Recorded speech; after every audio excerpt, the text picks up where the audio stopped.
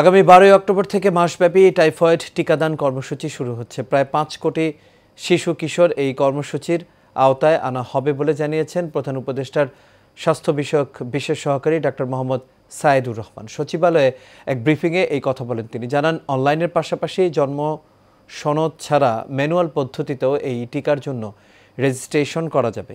বিস্তারিত নূর মোহাম্মদ ভুঁইয়ার রিপোর্টে। দেশব্যাপী টাইফয়েড টিকাদান ক্যাম্পেইন উপলক্ষে সচিবালয় সংবাদ সম্মেলনের আয়োজন করে স্বাস্থ্য ও পরিবার কল্যাণ মন্ত্রণালয়।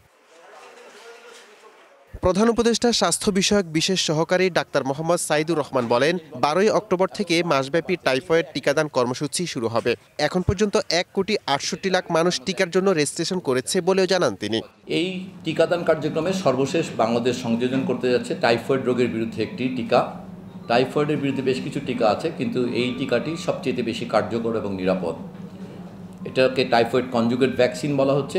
এই ভ্যাকসিনটি একটি ডোজ 9 মাস বয়স থেকে 15 বছর বয়স পর্যন্ত সকল শিশু কিশোরকে দেওয়া হবে এবং স্কুলের বাইরে স্কুলে যারা থাকবে সেক্ষেত্রেও ক্লাস 9 পর্যন্ত তাদেরকেও এই টিকা দেওয়া হবে, একটি ডোজ বিনামূল্যে। সংবাদ সম্মেলনে আরও জানানো হয়, শহর থেকে গ্রাম পর্যন্ত টিকা পৌঁছাতে কাজ করছে মন্ত্রণালয়। আমরা জানি যে আসলে পাড়ায় পাড়ায় একটা সেন্টার আছে, অথবা গ্রামে বিভিন্ন জায়গায় আমরা ঘরের বারান্দা, অনেক এয়ারমার্ক বারান্দা আছে যেগুলো নিয়মিত ভ্যাকসিন দিয়ে থাকে, ওই জায়গাগুলো ইউজ হবে। কাজে একেবারে বাড়ি বাড়ি যাবে না, কিন্তু পাড়ায় পাড়ায় আমাদের টিম যাবে। অস্থায়ী টিকাদান কিন্তু স্থায়ী সবগুলোতেই চলবে।